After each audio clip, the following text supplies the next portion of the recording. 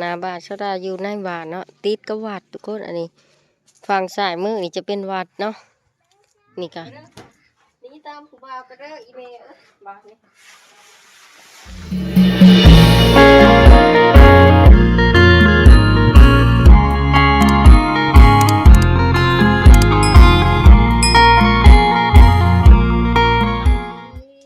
สบายดีสวัสดีจ้าสวัสดีพ่อแม่พี่น้องเนาะเบิร์ดจุกูทุกคนยินดีตอนรับเขาชื่อช่องผู้ดาสาวลาวผู้เก่าพี่น้องมื้อนี้สดากะเป็นมื้อที่สดาวางเวียกเนาะสดากะสิเก็บเครื่องเก็บของสิเก็บเครื่องเก็บของแล่นน้ำผู้บ่าวพี่น้องเก็บเครื่องเก็บของเขาเมื่อบาทเนาะคนเนาะตอนนี้สดาอยู่เที่ยงหน้าเนาะสดาสิเก็บเครื่องเก็บของเขาบ้านอันสิเก็บเครื่องแล่นน้ำผู้บ่าวกับจักแหละทุกคนนี่จะแม่นหลาย1กระสอบหลาย2กระสอบ3กระสอบทุกคนนี่สดาสิเก็บแล่นนี้น้ำผู้บ่าวเลยพี่น้องเอ้ยเก็บเครื่องเมื่อก่อนนี่ออกเมื่อจากหน้านี่สิไปอยู่น้ำผู้บ่าวเราไปจักเนาะ เครื่องเสื้อผ้าก็หลายพี่น้องเอ้ยว่าบางตู้บ่ได้ใช้เนาะตลาดบ่ได้ค่อยได้ใช้ดอกเพราะว่าเสื้อผ้ามันก็หลายแล้วสราสิคันเนี่ยสราก็สิเอาแจกญาติพี่น้องหรือว่าชาวบ้านคนที่เพิ่นบ่มีนะสราก็สิแจกให้เพิ่นนักเนาะสราก็เลยสิแยกเสื้อผ้าออก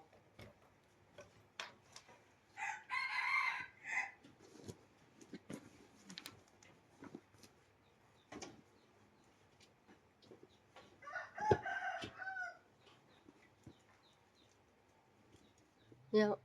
ทุกคน3กระเป๋าก็มีแต่เครื่องสราเบิดอยู่เฮือนก็หลายเนาะยังสิเมื่อเมียนอยู่เฮือนอีกเนาะมื้อนี้อยู่เฮือนก็หลายทุกคนโอเคไปกินข้าวไปเดี๋ยวสราสิไปกินข้าวเปียกอยู่เฮือนเอื้อยเพิ่นเนาะเพิ่นเอิ้นไปกินนะเพิ่นต้มข้าวเปียกสราไปกินสราบ่ทันแล้วสรากินแล้วสราจังสิมาเก็บเอาเครื่องต่อเนาะทุกคนสราจังสิมาเมียนเครื่องต่อไปกินข้าวเปียกก่อนทุกคนเดี๋ยวกินแล้วสราจังสิมาเก็บข้าวเมื่อมาในบ้านต่อเนาะนี่เฮือนเอื้อยทุกคนอยู่ใกล้กันอยู่เทียงไก่กับเทียงหน้าสรานี่เด้เทียงหน้าสราก็อยู่ติดกันนะกับเฮือนเพิ่นนี่เพิ่นเอิ้นมากินไปย่างมันแดดนี่ย่างกินหลายกว่าหมู่แล้วนี่โอ้โหโหซะนู่นนี่แห่งกินโหร่างจนปึกโหแซ่บบ่ต้มย่างเขาเอิ้นกรณีบ่มักกะโรนี บ่เป็นตาแซ่บอยู่ดอกเอาปรุงใส่ลายก็สิเผ็ดได้บ่พริกนี่ดอกไอ้โอ้ยว้าวโอหันใส่หูก็ยังเฉยเนาะเอามาพวง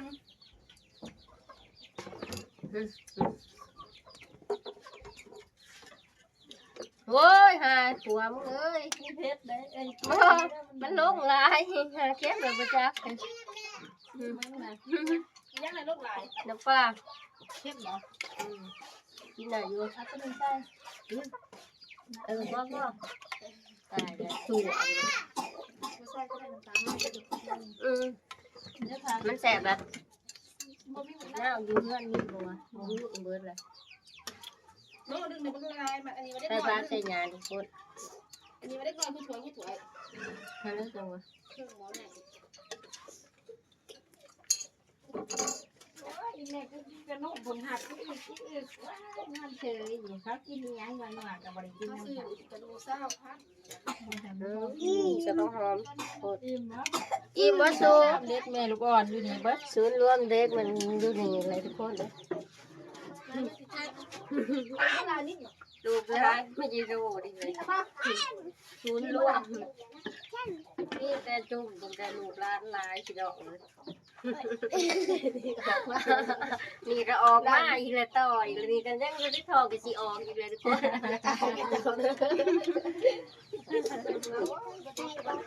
เป็นชิปเป็นเต้าลูกหลานเทละลูกแม่หนึ่ง6 คน 6 7 คนนี่แม่ละ6 บ่ถ่ายกล้องมาออกมา จะได้สิออกอีกเลยเนี่ยสิออกมาอีกเลยคือร้ายพอ ที่เรียนดังคนเด้อเฮ็ดเนาะ มันสิกัดก่อย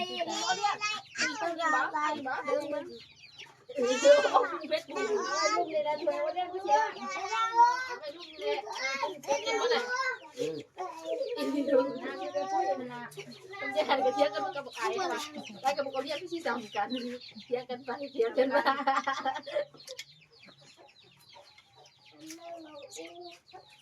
เรียนแดงเป็นคนคุณได้ผีคุณหายน้ำเลยก่อนจ้ายังไม่เหมือนรับ อ๋อพ่อได้3 เดือนก็มีนี่ต้น ร้านสิคอดอื่นมาเฮ้ย มื้ออื่นมื้อก็มีลูกหลานเพียงนี่หลายทุกคนเด้ออันจุ่มพี่น้องทั้งนั้นเนาะจุ่มพี่น้องเพื่อนเนี่ยตัวแทนทั้งนั้นหลายลูกหลานหลาย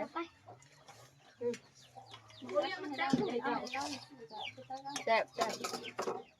มาเด้อทุกคนกินน้ำกัน เนี่ยเป็นไปซักให้ร่างระยะเราไปใส่ผีใส่บางผี กินเลยเรากินได้เยอะซ้ำหนึ่ง ให้ร่างเรา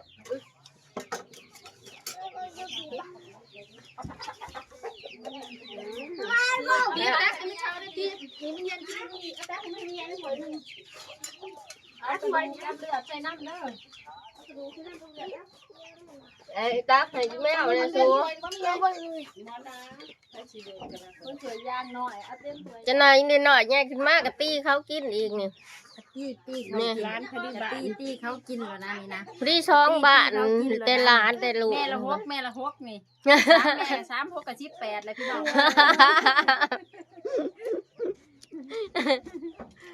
นี่แม่ น้องลูกน้องที่แซ่ แม่โหแล้วเมื่อยเห็ดสวน ว่ามือเฮ็ดสวน แต่ละมือเห็ดผักหญ้ากับสวน เบิดบอกผู้ชายผู้ชายบ่กินหลายแล้วว่ะ บอกวัวไม่ ผู้ ได้ ชายเอ้ยน้องหัวบ่มันก็หัวแล้วมันเห็นมันหัวกันที่หมูกอัดตังมันงานสิแกนสิว่ะตีตาใส่มันยิ้มเด้กับพ่ออ่ะไอ้กระดังแล้วเนี่ยขาจะทับขาน้องกำปั้นมันให้สิต่อยกุมตานี่กำปั้นต่อยกุมตาเขียวเลยมันนะ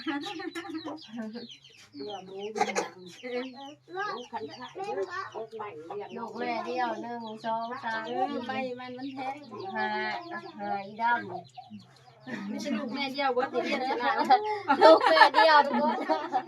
แม่เบิร์ด แล้วกูดึงยิงเพื่อนแม่ลูกลกไปน่าหนาเนาะ เรียกว่า คำแม่ว่าคือนั่น12หันเนาะจะมาเขาจะไปโหดเนาะนั่น12เนาะยาวที่ผ่านอยู่แล้วขอยาเกลือบ่แม่จะซอซุปเอาสิมจังหวัดจนใจยังไงที่เราไม่เขาอ่ะมันอยากให้ไอ้หยอกคันนี้มันอยากให้ไอ้ดอกคันนี้ไอ้ก็หยอกน้องแน่โอ้ยไอ้มึงอย่าบ่นไม่ใหญ่บอกไอ้2 ถ้วยแล้ว เมื่อนี้มาดูเบิ่งว่าบางเรื่องที่ลงมากันพูดบ่ทุกคนเลย 2 ถ้วยได้บอกไอ้ค่ะมึง ทีมงา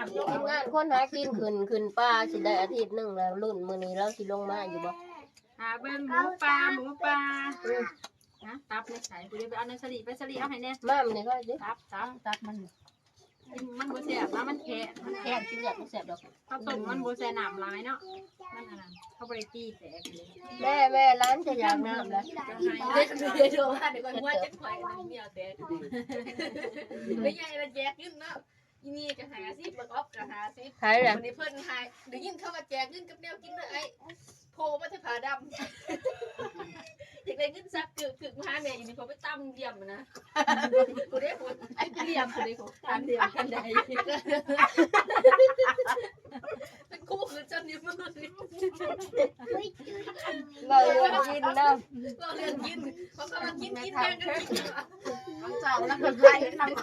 วันเสาร์นี้กันย่อไอ้จ้า ด่าคนก็ได้บ้านเช้าบ้านนี้เพ่งเห็นเช้าก็ได้มันบึงเราแล้วบ้านเช้าบ้านโอ้ยแล้วก็วุ้นมาเลย บ้านจะโตตัวใหญ่ตัวย่างทันทีไม่ใบแก้มจะมาเห็นมีผู้เบิดปักไอ้เสร็จแล้ว ลูกแล้วได้ลูกแล้วได้ลูกอีกแล้วคนได้ลูกอีกแล้วงาได้ลูกอีกแล้วนี่ทุกคนนี่โอ้ย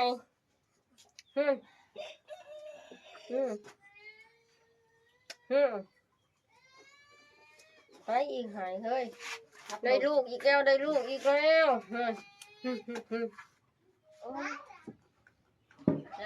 หลังจากที่ชาดากินข้าวแล้วชาดาไปกินต้มข้าวเปียกกับเอื่อยเนาะชาดาไปสิมาเก็บเครื่องเสื้อผ้านี่ต่อทุกคนเมียนให้มันแล้วมือซุ่ม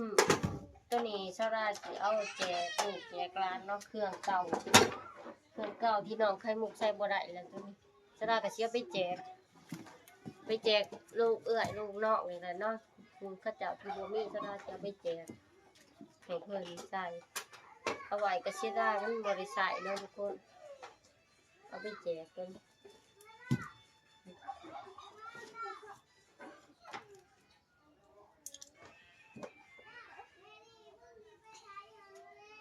ทุ่งใหญ่กับเราเนาะทุกคนขนาดเก็บหนีตามผู้บ่าวเลยทุกคนเลยฮะนักบ่นักนักเติบเอาไปใส่รถเหมือนเสร็จโทรศัพท์เอาไปคืนรถเลยทุกคนเลยไปเด้อนี่ตามผู้บ่าวไปเด้ออีเมลบาทนี่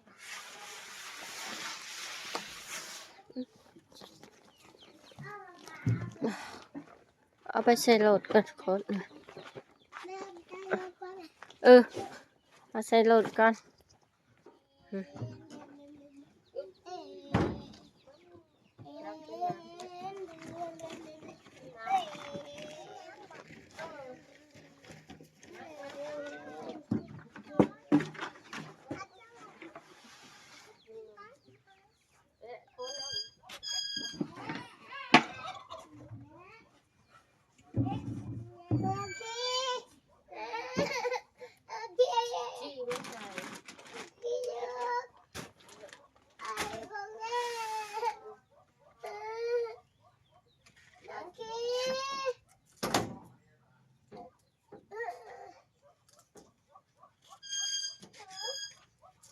3-4กระเป๋าทุกคน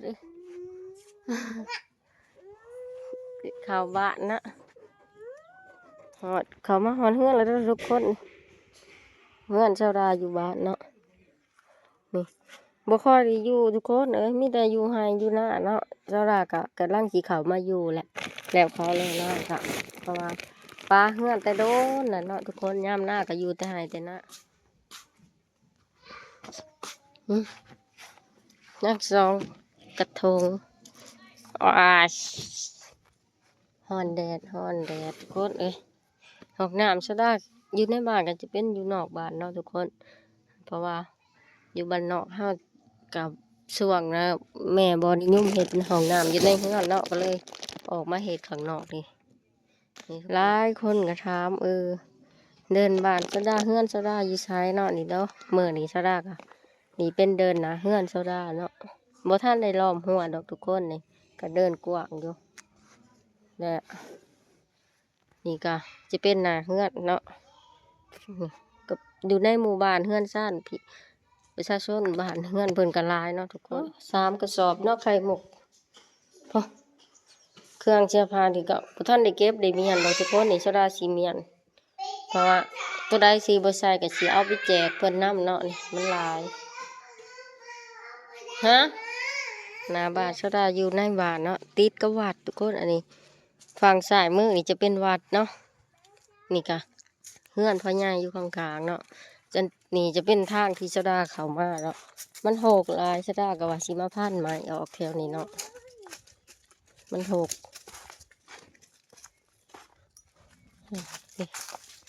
นี่จะอยู่ข้างวัดเลยเนาะทางเขาเฮือนชะดานี่มันก็โหกแน่ได้แล้วทุกคนบ่คอยเข้ามา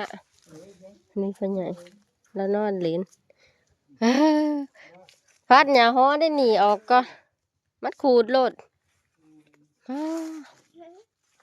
นี่จะดักบริข่าวมาจากเถื่อเนาะมันโหกหลายปุ๊ทุกคนเนี่ยป้าทุกจนโลดข่าวสิบไรนี่มันโหกหลายจะได้สิพันออกก็นี่นี่โอ้โหกขนาดเลยทางเขานะเงื่อนก็จะเป็นเนาะมันโหกมันเหืออ่ะ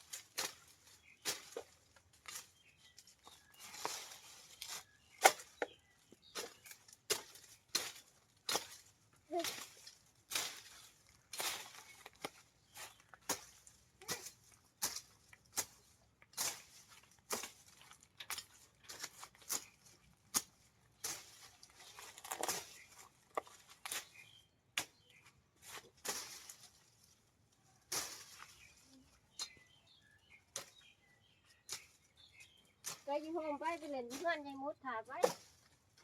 เล่นน้ำเล่าไปไปไปน้ำนองหาเพื่อนยายแล้วเอิญเถอะ